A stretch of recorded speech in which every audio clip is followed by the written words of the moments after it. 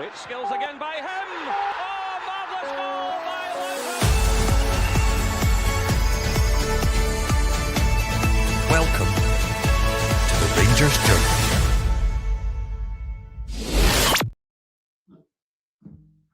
Afternoon and welcome to the Rangers Journal pre-match episode. Today we're obviously facing Hearts in a top-of-the-table clash, and I've got probably the best two I could have on with me, so I'll come to you first. Billy, how you doing, mate? Yeah, okay. I was keeping in touch with our other title challengers game, and I see they've just pulled one back, so a bit disappointed. I was coming in a bit happy with Kelly with a 2-0 lead, but it's 2-1 at the moment as far as I can see. But I hope that this Killy can see it out somehow. And Tomo, what about yourself, mate? How are you doing? Yeah, very good. Had some sunshine here today, first time in about a month. So, yeah, things are looking up. So hopefully Rangers can keep that good mood going come, half six this evening. Yeah, that would be just perfect. I think Aldo said it best. No slip-ups today, please. That would be lovely, just a kind of calm, run-the-mill game that we start, we don't feel in doubt, and we manage to see it out. So, looking ahead at the match, Hearts obviously come into this top of the league by 5 points ahead of us. They're 4 goals ahead of us as well, and given the goal difference potentially be important down the line, not only do we need the result today, it would be good to chip a wee bit into that as well. Hearts coming into this have won their last 3 league games and 1 draw, 1 loss. They also had that loss to Falkirk in the cup game. However, it's all about the Rangers, as we know. Today's team, I think there was a lot said when the kind of Motherwell game finished, Billy, about Danny Rowe's tactics against the top 6, and was he almost giving them too much respect? What do you make of this team? Does this scream giving you too much respect, or is this kind of what you were looking to see today? It's one player, and I'm not even necessarily particularly angry about it. It's one player off what I wanted, and that's I didn't have Trimiti, I had Ant-Man in there, so I can't complain too much. Mm-hmm. Just briefly going back to the other night there, I did the pre-match pod, and all of us on the pod felt, in the comments at the side, it felt like the life had just been sucked out of us. It was just, we knew. Well, obviously, it's easy with hindsight to say we knew it was the wrong team, but it just felt like the wrong team. This feels an awful lot more like our strongest starting 11, which is what we need to go into against the top 6 against. Even though, you might think we should be beating Motherwell home or away. Well, maybe we should, but we're not. So we need to go with our strongest team, and we didn't the other night there. This is a lot more like it. I would tend to agree with that. What about yourself, Tomo? Do you think this is about as strong a side as we can put out at the minute, or is there someone you would have rather seen in? No, I suppose the only sort of argument for me really would be, Tavernier or Sterling. But I've, absolutely no complaints with that team, and I think the majority of fans would be happy with that. So if today doesn't go our way, then I don't think there's much more of it that Danny Rowe could have done. Good to see the two guys up front there. I think Trimiti will probably drop off a little bit, and I've said it in our group chat. I think his outside of the box work, I think, has been really good. He just hasn't been getting those goals, which is where hopefully Nadiri will mop that up. Yeah, Trimiti's a really strange one, because you pay 8 to 10 million for your forward. You want them banging in the goals at the end of the day, but that's something that he hasn't been able to do. But I do tend to agree. I think his play outside the box is really, really good. He just lacks that kind of clinical finishing ability. I want to come to you, Billy, on the defence there. So obviously we've got Suter and Fernandez. Were you surprised to see Jigga drop out for this one? Because I thought he'd actually be doing a bit better since he came back from AFCON. He has been doing a bit better. I think I said that the other night there as well. But no, I think Suter still is the recognised probably first choice, for better or for worse. That's who I expect to, if he's fit, to be played again. I know there's a comment about being a ball watcher, but I do think he's better than that. And Giga to me has a bit. He's a bit of a bomb scare sometimes. Sometimes he's totally fine. Suter has less of a bomb scare for me, although he's got one in him in a game, doesn't he? Where he gets under a ball in the wrong way and it bounces. And He does. Go back to Kilmarnock opening game of the season a couple of seasons back where we was with Drew, isn't it? And yeah, he's got that in him, but I think he's still a safer pair of hands in this kind of game. That you just have to go with who you trust a wee bit more, and I do trust him a wee bit more than I trust Giga. So that is the back four I chose in our group chat. Romans is probably no real reason other than he looked okay. He was getting forward, like to cut in as well. Got a bit more about him, it seems, in the short period of time we've seen him than Magoma does, despite me not having any great issue with Magoma. I think he's done pretty well, especially for someone his age, carrying the position on his own really for half the season. So, but I just wanted, we've signed Romans, let's get him in the team and let's see what he can do. Yeah, I think the thing that stood out for me, I watched a wee bit of the Hearts Celtic game a few weeks back, and I think what stood out to me, Hearts were a very physical team in that game, and I just wonder if Romans is maybe in because he has that extra physicality over Magoma. No harm to the boy, but he's not the most physical of specimens. And if you are expecting a bit of a battle, which I think potentially this could become, you probably want guys like him, Chukwani, etc. in that team. Tomo, this one will split opinion a wee bit. People seem to either love him or hate him. No Mo Diamandi in the starting 11. Do you think that's a miss for us, or do you think that's the right decision? Yeah, I think it could be. I think since the Old Firm game when he came on at half time, I think he's been excellent in the games that he's played. Maybe having more of a flat three with him, Chupwani and Raskin might have been a little bit more safer. But I think Moore gives us that little bit something extra where he gets a ball and he's going to drive at players and make things happen. And in a home game, that's what you want. You don't want to be sitting back and being safe. In a game we really need to win, it's good to see that he's took the handbrake off a little bit.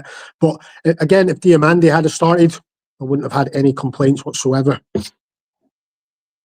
Yeah, I think that's quite an interesting point as well, because, one of the criticisms a lot of people had after the Mother game was that we were quite blunt going forward, that we didn't exactly create masses of good opportunities. So potentially that is an eye to that, especially, as you say, with a home game. Billy, looking at the bench then, do you feel if we need them that the players on there now are potentially more of a game changer than maybe what we had at the start of the season? I'm going to say looking through at Tavernier, he could certainly do something in the last half hour. If we were looking to create a bit more, he certainly gets forward a bit more than Sterling does. But I think Sterling gives us more of a stronger kind of base backline to build on. So yeah, Tav, maybe Magoma and Giga, not anything. I don't think they're going to change the game for us or anything. And certainly Asgard and Gassama haven't done anything. Really, Ant-Man's done not much other than his first game. Although again, he looked okay when he came back from injury recently. Gassama's just not at it. And Diamandi could, I would say, up until maybe December time there. I think even the Celtic game was when he turned the kind of corner this season because he wasn't really performing before that. And then Miovski, he could come in and come up with something, come up with a goal. He is a goal scorer. If we create chances for him, I do think the criticism is not unfounded, but a wee bit on the half side because there really isn't enough chances being created. So game changers, no, I'm not going to try and gaslight anyone and say that's a really strong bench. I think we've got the strongest team on the park to start with. I'm hoping we're not looking to the bench to try and get us out of a hole or try and either get a draw or get a win, whatever. You know what I mean? It's the strongest team has started. Let's hope they get a couple of goals. Agreed, and I think sometimes you've got to be sensible about this. Is it a massively strong bench? No. Is it an awful lot better than what we started the season with? I would say absolutely. Tomo, I'm not going to ask you about Asgard because apparently we're not allowed to swear on the pod, but what I will do is ask, do you think that the attackers that we've got, so looking at Hearts' last kind of 5 league games, Obviously, the draw and loss, they didn't, but the 3 wins, they kept a clean sheet. Do you think we've got enough to break through today and to get those goals? Yeah, I think we do. Okay, it was against Kilmarnock. We had 10 men, and against Queen of the South, but we scored 13 goals in 2 games. Against Motherwell, we started well, got the goal, and then just seemed to take our foot off the gas. And that's no disrespect to Motherwell. I thought Motherwell played really well, and I said they're probably the best side that we've played this season. I thought we played some really good football, but I think going forward, that attacking lineup we've got is probably the best we have. But as Billy said, it comes out to making chances, and you can have a go at Majovski or Chermiti, but if the midfield aren't creating chances for them, there's not much you can do. So there's a lot of onus on Mikey Moore, I think, today, and Skov Olsen really unlocking that defence. And I think even Gassama on the bench, he's not been playing great, don't get me wrong, but he's someone who, when he gets the ball, he's still looking to take defenders on and try to create something. It's not always coming off for him, but he's trying to commit players. So I think later on in the game, I think he could be an asset if it's tight. And I think that's quite a good point. As much as he is off form a wee bit at the minute, he does have that speed, that ability to run at players, which, could be crucial in that last 30-minute period as their defenders are tiring. Okay, time for the fortune teller bit. Billy, win, lose or draw? Well, I was checking Hearts lineup and seeing that they're without Kingsley and obviously still without Cammy Devonlaw and Shankland. So a weakened, not that we should be relying on a weakened Hearts. We really, but let's not put them down. They are where they are. They've got our number, 2 wins over us, 2 wins over Celtic and a draw. We need to start turning the table now. They have dropped some points recently. I'm always hopeful. Well, not hopeful. I'm always convinced Rangers are going to win a match. That's why we watch it, isn't it? But even against Barcelona and Real Madrid, I'm still expecting us to win, especially at Ibrox. So today, I think the game last time at Ibrox was going in our favour until a few things went against us and we kind of lost it. So I'm going to go, we'll win quite comfortably today and start to really put pressure on Hearts at the top, hoping that the other lot drop points as well and we come out of this week in a bit of better position than we maybe finished the other night there when we dropped points against both of them. So yeah, Rangers win. Don't ever like predicting an actual score because it means nothing, doesn't it, when we go 2-0. I think we'll win by a couple of goals. There you go. Okay. And what about yourself, Tomo? Yeah, I'm going to go with Billy. I think obviously Hearts are having a fantastic season. I think player for player, I think we've maybe got better players, but they've got players that are working hard for each other. And that's the difference. If we can get the players doing that, working hard, doing the basics, I think we'll come out on top. I think we'll win 3-1 today. Don't know why that score, but I've just got a feeling that we'll put on a good performance today, and this could really be our launch pad going into that final, the final last couple of months of the season. But yeah, I'm looking forward to it, and I think it'll be a good competitive game. I don't think Hearts will just sit back and try to take a point. I think it'll be a good game for any neutrals watching.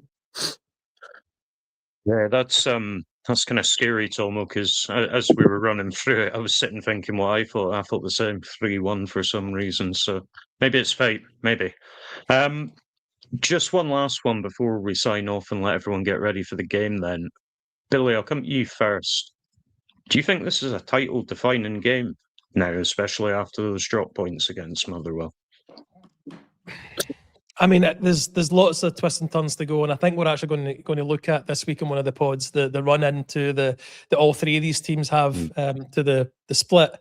It very possibly could be. I mean, if they win, that's 3 wins over us this season. That's not, if we are looking at that and it was opposite way around, we're not saying that they're title challengers. So, but they have dropped points.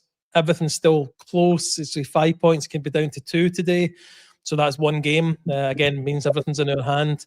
It was a big kick in the teeth the other night there to drop points. But no, I'm not ready to throw the season out. When I went on BBC at halftime for the Scottish football chat, there was a comment by a Celtic fan just saying that's the league gone.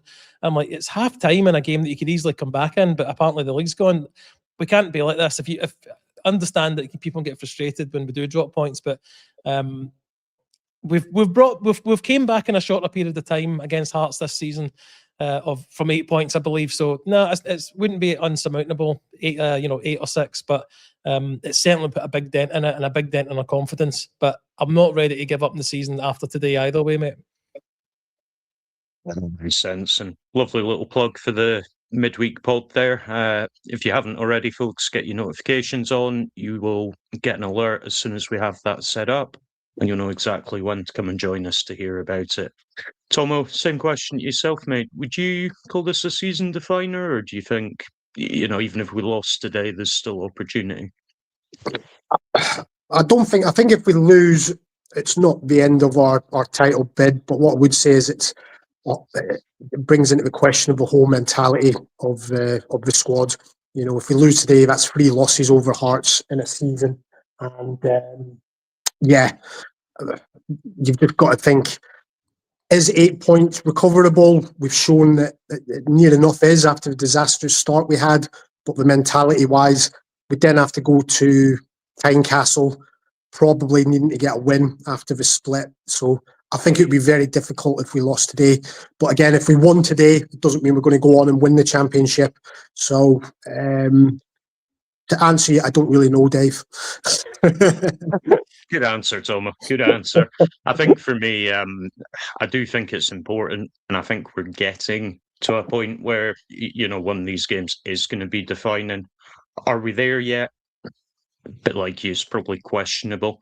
I think there's still chance, there's still twists and turns, but we would absolutely be making it harder for ourselves if we did lose today. And it would be a very tough task at that point. However, the hope is we get that win that we've all predicted. 3-1, as me and Tomo said, that would be just grand. And for those at home, thank you for tuning in. If you have enjoyed what you've heard, please do like and subscribe to the channel. This pod was brought to you by the Bluebells Bar in Lanzarote. If you're there at all, go visit Good Rangers Pub. They will look after you, and they even have the games on. So what more could you want? But for now, every night is a Rangers Journal.